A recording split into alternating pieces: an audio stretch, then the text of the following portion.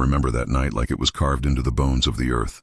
The sound of rain hammering on rusted tin, the way the thunder rolled across the Texas plains like an angry god. I had no home, no family, and no place to be. Just an old horse named Daisy and a worn-out poncho that barely kept me dry. It was somewhere past midnight when I saw her, a woman in a white wedding dress, standing by the side of the road, soaked through and trembling. Her mascara ran like black rivers down her cheeks, and she was barefoot, clutching a torn bouquet of lilies. The headlights from my lantern caught her face, young, terrified, and heartbreakingly lost. "Ma'am." I called out, keeping my distance, voice hoarse from days of silence. She flinched, turning sharply, like a deer that's learned too well not to trust. "Don't come closer," she said, her voice cracking. "Please, just don't." I raised my hand slowly. "Ain't looking for trouble. Just thought you might need help.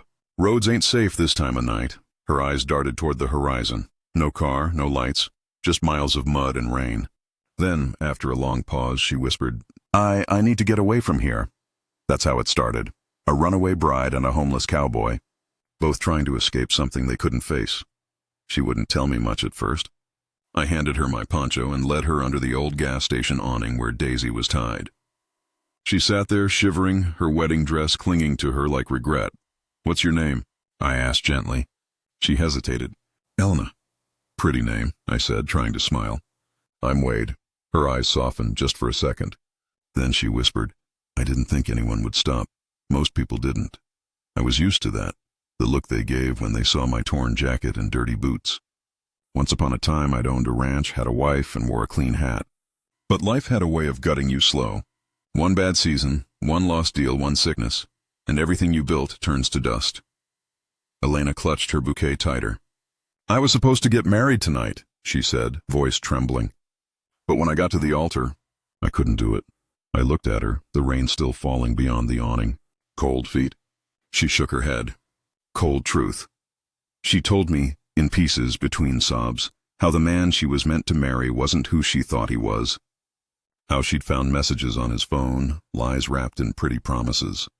Her father had pressured her into the marriage for business, not love. And when she ran, she didn't know where else to go. "So you ran," I said quietly. "Sometimes running is the bravest thing you can do." She looked up at me, surprised. Maybe she expected judgment, but I'd run too. From bills, from ghosts, from the man I used to be. The night dragged on. The rain didn't stop. I gave her Daisy's blanket, though she refused at first. "You'll freeze," she said. "Ma'am, I've been freezing for years," I replied with a grin. That made her laugh. Just a small, broken sound that felt like light in the dark. We shared what little food I had, half a granola bar, a thermos of lukewarm coffee. She thanked me like I'd given her the world. I wanted to tell her it wasn't kindness, it was survival. Two lost souls keeping each other warm for one more night. When dawn broke, the rain slowed to a drizzle. She looked at me, eyes full of gratitude and something else, guilt maybe. "I don't even know how to thank you," she said softly. "You don't even know me." "Don't need to," I said. "Sometimes helping don't need a reason." She stared at me a long moment like she wanted to remember my face. Then she asked, "Where will you go?" "Wherever Daisy's hooves take me," I said. I helped her flag down a bus heading toward Austin. She pressed a crumpled note into my hand before leaving. When I unfolded it, it said, "If I ever see you again, I'll make sure you're not standing in the rain." Then she was gone. For years I carried that note. Through hunger, heat, and heartbreak, it stayed folded in my coat pocket like a promise. I thought about her sometimes when the sky went gray, wondered if she'd found peace, wondered if she even remembered that ragged cowboy who'd helped her once. But fate, it don't forget. It just waits. Because one afternoon, years later, while I was fixing a broken fence outside a roadside shelter, a black SUV pulled up. A woman stepped out, elegant and sure, in a white coat that caught the sunlight. I didn't recognize her, not until she smiled. "Wade," she said softly. "You still standing in the rain?" My hammer slipped from my hand. For the first time in a long while, I had no words. For a moment, I couldn't move. My throat went dry, and my heart pounded like a drum in an empty hall. I blinked hard, thinking my eyes were playing tricks. But it was her, Elena, no longer the trembling bride in a soaked wedding gown, but a woman carved from strength and grace. She walked closer, her heels crunching on gravel, a mix of disbelief and tenderness in her eyes. "It really is you," she whispered. I took off my hat, more out of habit than pride. "Ma'am," I murmured, voice low. "Didn't think you'd remember a man like me." She smiled, and I saw it then, that same spark from years ago. How could I forget the man who saved me that night? I wanted to tell her I hadn't saved her, that maybe she'd saved me instead. But my words tangled somewhere in my chest. She looked around the broken fence, the faded sign that said, Hope Ranch Shelter. "You run this place?" she asked. "Don't own it," I said, rubbing the back of my neck. "Just help out. Fix what's broken, feed who's hungry. Gives me something to do." Her eyes softened. "So you stayed the same," she said. Still fixing what's broken. We sat on a wooden bench near the corral. The air smelled like hay and dust, and for the first time, silence didn't feel heavy.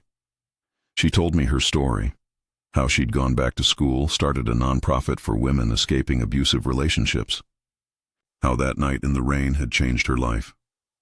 "I kept thinking," she said quietly, "if a stranger could be kind to me when I had nothing to give back, then I had no excuse not to help others." I smiled faintly.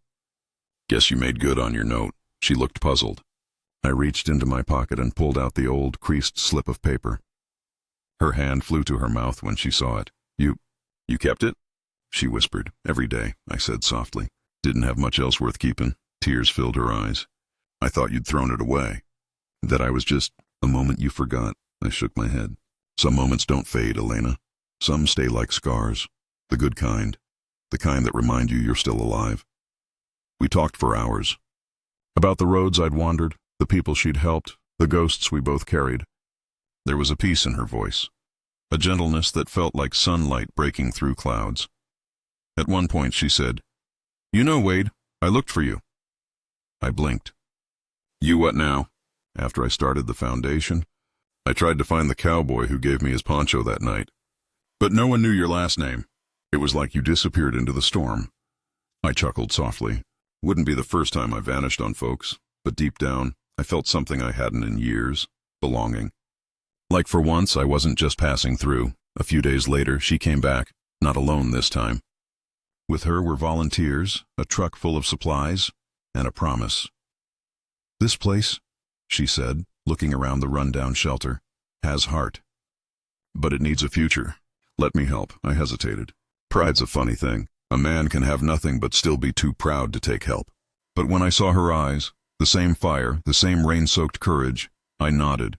From that day, things changed. Hope Ranch got new fences, new roofs, and new faces. Elena brought warmth to the cold corners of that land, and somehow she brought me back to life too. Months passed.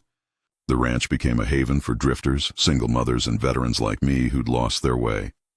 I saw laughter again, children chasing Daisy across the pasture, women hanging laundry under the sun. One evening, as the sky burned orange, Elena joined me by the fence. The wind carried the scent of rain, that same smell from the night we met. "You ever think," she said, "that maybe some people are meant to meet twice? Once to break and once to heal?" I smiled, eyes on the horizon. "Reckon that's true. Sometimes God don't give us new roads. He gives us another chance to walk the old ones right." She turned to me, her voice barely a whisper. "You're the reason I believe in second chances, Wade." For a long moment, we just stood there, the runaway bride and the homeless cowboy, both reborn by the rain.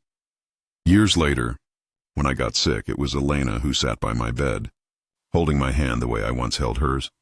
She'd read to me from old books, talk about the storms we'd survived. "You saved me," I rasped one night. "I just gave you a poncho."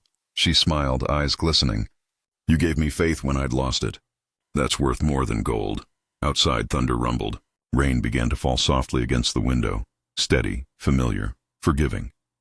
I closed my eyes and whispered, "Guess the rain's still our story." Her hand squeezed mine. "Always," she said. And for the first time since that long, lonely night on the Texas road, I felt peace, the kind that doesn't fade with the storm. Sometimes the smallest act of kindness becomes the bridge between two broken souls. And when hearts meet in the rain, they remember, not the storm, but the shelter they found in each other.